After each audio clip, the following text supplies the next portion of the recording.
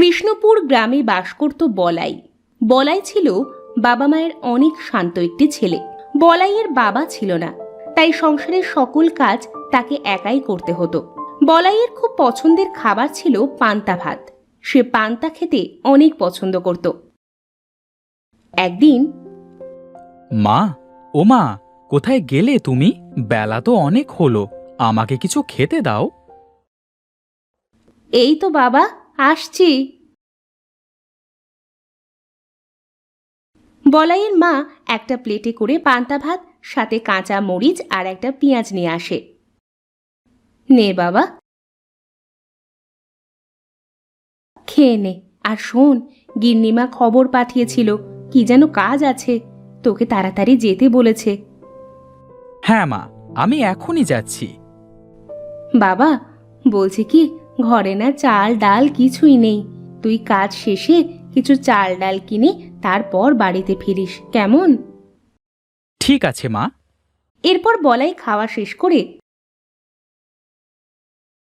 কাজের জন্য বাড়ি থেকে বের হয়ে যায়। ও বলাই, বলাই, কোথায় যাচ্ছিস বাবা? এই তো বুড়িমা, বড় বাড়িতে যাচ্ছি।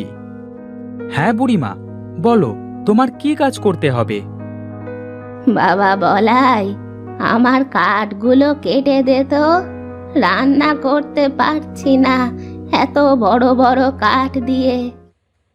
ঠিক আছে, আমি এক্ষুনি দিচ্ছি। বলাই এই বলে কুড়াল দিয়ে কাঠগুলো কাটতে শুরু করে। এমন সময় সেখানে রাজ্জাক আসে। আরে বলাই যে, তা বুড়ির কাঠ কেটে দিচ্ছিস নাকি? হ্যাঁ কাকা। শোন, বিকেলে আমার বাড়িতে যাস তো, কিছু কাজ আছে। ঠিক আছে কাকা। রাজ্জাক সেখান থেকে চলে যায়। নাও বুড়িমা, তোমার সব কাঠ কাটা শেষ। নে বাবা, এই টাকাটা ধর। এটা কি করছো বুড়িমা? তুমি পারছিলে না, তাই আমি একটু কাজ করে দিলাম, এই জন্য তুমি আমাকে টাকা দিচ্ছ? না বুড়িমা, তুমি টাকাটা তোমার কাছে রেখে দাও, আমি অন্য সময় এসে তোমার পান্তা ভাত খেয়ে যাবক্ষণ। পাগল ছেলে, ঠিক আছে। বলাই তখন বড় বাড়িতে গেল।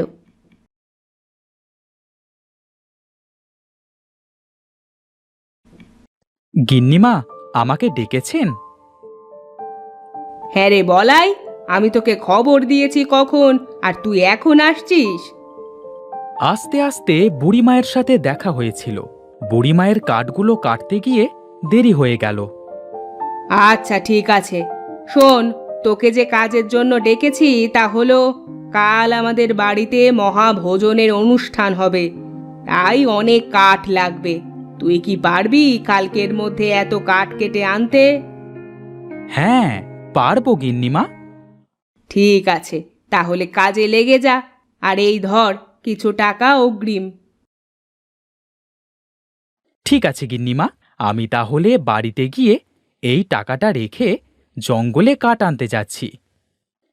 আচ্ছা, যা, তবে দেখিস কাঠগুলো যেন শুকনো হয়। ঠিক আছে গিন্নিমা। এই বলে বলাই বাড়িতে যায়। বাড়িতে যাওয়ার আগে বাজার থেকে বাজার করে নিয়ে আসি। মা তো বলেছিল ঘরে চাল ডাল কিছুই নাই। হ্যাঁ হ্যাঁ, আমি আগে বাজার করে নিয়ে আসি, তারপর কাঠ কাটতে যাব। এই বলে বলাই বাজারে যায়। আরে বলাই যে, তা বাবা, কি লাগবে তোমার? কাকা, আমাকে 2 কেজি চাল আর 250 গ্রাম ডাল দেন তো। আচ্ছা বাবা, তুমি দাঁড়াও, আমি এক্ষুনি দিচ্ছি। এই বলে বিমল চাল ডাল বলাইকে দেয়। এই নাও বাবা, তোমার চাল আর ডাল। কত টাকা হয়েছে কাকা? চাল 20-20 40 আর ডাল হলো 20 টাকা। তাহলে 3-20 টাকা দে বাবা। কাকু, 3-20 টাকা হবে, 50 না। তাই নাকি? তাহলে তাই দে, বয়স হয়েছে তো, তাই ওই একটু আর কি ঘুলিয়ে ফেলি। তারপর বলাই টাকা দিয়ে সেখান থেকে বাড়িতে ফিরে আসে। মা, মা। রত্না কলসি নিয়ে তখন জল আনছিল। বলাইকে পেছন থেকে ডেকে বলে, এই তো বাবা, আমি এই দিকে।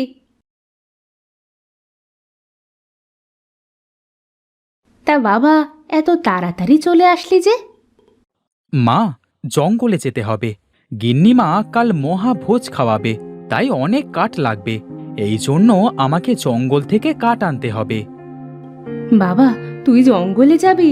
তোকে না কতবার বারণ করেছি জঙ্গলে যাবি না। মা, আমার কিচ্ছু হবে না। ধরো তো বাজারটা, আর হ্যাঁ, বাবার কুড়ালটা নিয়ে এসে দাও তো। বাবা, তোকে বলছি কি, তুই যাস না।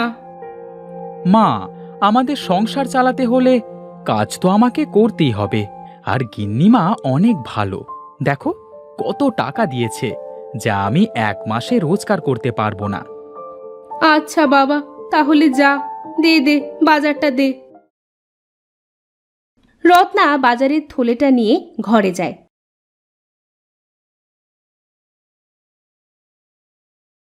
আর একটা কুড়াল হাতে তুলে বলে, ওগো, তোমার ছেলে আজ তোমার মতো জঙ্গলে কাঠ কাটতে যাচ্ছে, তুমি ওকে দেখে রেখো।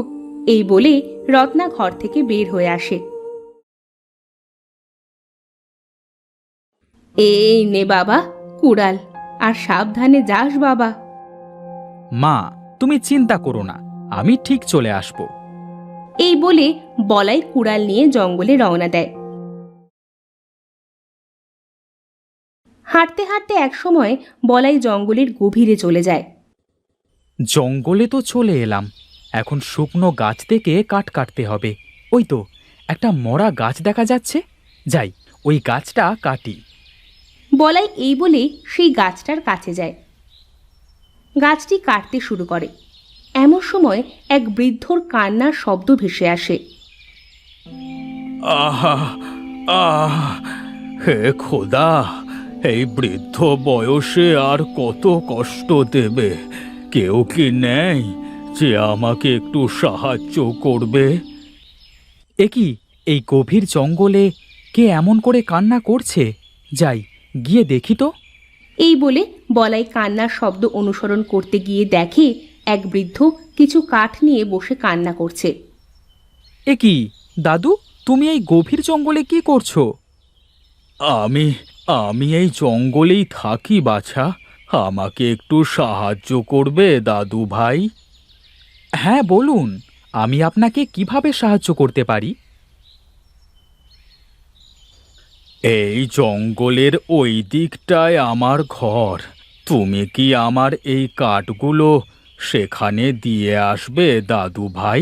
আমার খুব উপকার হতো। ঠিক আছে, চলুন, আমি আপনাকে পৌঁছে দিয়ে আসি। এই বলে বলাই কাঠগুলো মাথায় তুলে নেয়। তারপর বুড়োর সাথে হাঁটতে হাঁটতে কিছু দূর যাওয়ার পর বলাই একটা ছোট কুটুরি দেখতে পায়। ওই তো বাবা, আমার বাড়ি দেখা যাচ্ছে, আমি ওখানে থাকি।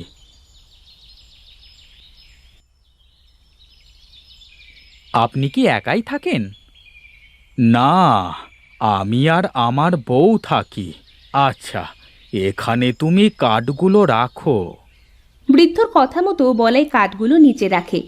এমন সময় তখন সেখানে একটা বুড়ি লাঠিতে ভর দিয়ে এসে দাঁড়ায়। কি গো, তোমার আসার এখন সময় হলো? আর বলো না, শরীরটা এত খারাপ লাগছিল যে উঠে দাঁড়াতে পারছিলাম না। এই ছোকরাটা আবার কে? আমি দিদিমা, বলাই। ওই তো আমার কাঠগুলোকে বাড়ি পর্যন্ত পৌঁছে দিল। তা বেশ ভালো, তাহলে ওকে কিছু সোনার মোহর দিয়ে দাও, সারা জীবন সুখে শান্তিতে বসবাস করুক। আমার সোনার উপর কোনো লোভ নেই দিদিমা, আপনি যদি কিছু দেন তাহলে আমাকে কিছু পান্তা ভাত দেন, আমার খুব ক্ষুধা লেগেছে। বলে কি ছোকরা, সোনা রেখে পান্তা খাবে? এই হলো আসল সোনার ছেলে, যে অন্যের বিপদ দেখলে নিজে এগিয়ে যায়। আচ্ছা বাছা, তুই এখানে বস, আমি তোর জন্য কিছু পান্তা আনছি। এই বলে বুড়ি ঘরের মধ্যে চলে যায় আর বলাই বারান্দায় গিয়ে বসে। কিছুক্ষণ পর বুড়ি এক প্লেট পান্তা ভাত নিয়ে বের হয়। এই নে বাবা, তোর পান্তা। আহা, পান্তা আমার প্রিয় খাবার, কি যে আনন্দ লাগছে। বলাই এই বলে যেই পান্তায় হাত দেয়, সাথে সাথে পান্তা সোনার হয়ে যায়। এই বলে বলাই ভীষণ অবাক হয়ে যায়। এ কি হচ্ছে? ভয় পাস না ছোকরা, তুই হলি সোনার ছেলে, তাই তো তোর স্পর্শে তোর পান্তাগুলো সব সোনা হয়ে গেল। এসব কি বলছেন আপনি? এর আগে তো এমন কখনো হয়নি। হয়নি তো, এখন থেকে হবে। তুমি যখনই পান্তা খাবে তখনই তোমার পান্তা সোনা হয়ে যাবে। বরদান আমরা তোমাকে দিলাম। না, আমি চাই না এসব। আমি পান্তা খাবো। আমার পান্তা সোনার হলে আমি পান্তা খাবো কি করে? ঠিক আছে, শোন ছোকরা, তোর মধ্যে কোনো লোভ নেই। তোকে এতক্ষণ আমরা পরীক্ষা করছিলাম। তবে হ্যাঁ, তোর যখন টাকার প্রয়োজন হবে বা কারো উপকার করতে চাইবি, তখন তুই পান্তা খেতে গেলে তোর পান্তা সোনার হয়ে যাবে। বুড়ির কথা শেষ হতে না হতেই পান্তাগুলো আবার আগের রূপে চলে আসে। এই তো আমার পান্তা। বলাই সব পান্তা ভাত খেয়ে নেয়। এবার আসি গো বুড়ো বুড়ি, আর তোমাদের অনেক ধন্যবাদ আমাকে সোনার বরদান দেওয়ার জন্য। এই বলে বলাই সেখান থেকে জঙ্গলের ভিতরে চলে আসে।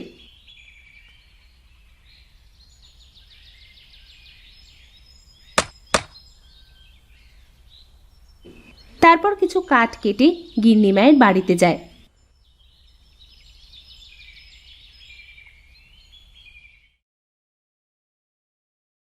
এই নিন গিন্নিমা, আপনার মহাভোজের জন্য কাঠ। তুই তো অনেক কাঠ নিয়ে এসেছিস, এই ধর তোর টাকা। বলাই টাকা নিয়ে বাড়িতে চলে যায়। গিয়ে দেখে রত্না মাথায় হাত দিয়ে বসে আছে। কি হয়েছে মা? তুমি এইভাবে মাথায় হাত দিয়ে বসে আছো কেন? বলাই শোন, আজ মহাজন এসেছিল, বলে গেছে সব ধার শোধ করতে না হলে এই বাড়ি থেকে আমাদের বের করে দিবে। বলো কি মা, কত টাকা চেয়েছে মহাজন? 10,000 টাকা। ঠিক আছে মা, আমি তোমাকে 10,000 টাকা এনে দিচ্ছি। তুমি আমার জন্য পান্তা নিয়ে এসো তো। কোথায় পাবি তুই এত টাকা? আহ মা, যাও না, আগে পান্তা নিয়ে আসো। রত্না কোনো কথা না বলে পান্তা নিয়ে আসে ঘর থেকে।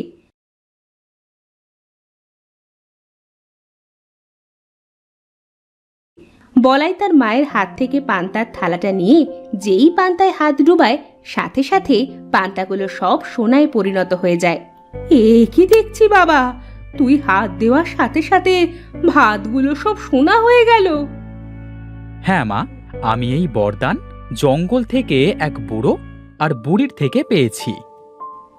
যাক, ওপরওয়ালা তাহলে এত দিনে আমাদের মুখের দিকে তাকিয়েছে। হ্যাঁ মা, তবে বেশি লোভ করা যাবে না। যতটা প্রয়োজন ততটাই নিতে হবে। হ্যাঁ রে বাবা, আর এই গ্রামের গরিবদের বিপদে পাশে দাঁড়াতে হবে। এরপর বলাই সোনাগুলো বিক্রি করে মহাজনের সব ধার শোধ করে দেয়। আর যখনই বলাই কারোর বিপদের কথা শুনতো, তার জন্য নিজের সাহায্যের হাত বাড়িয়ে দিত।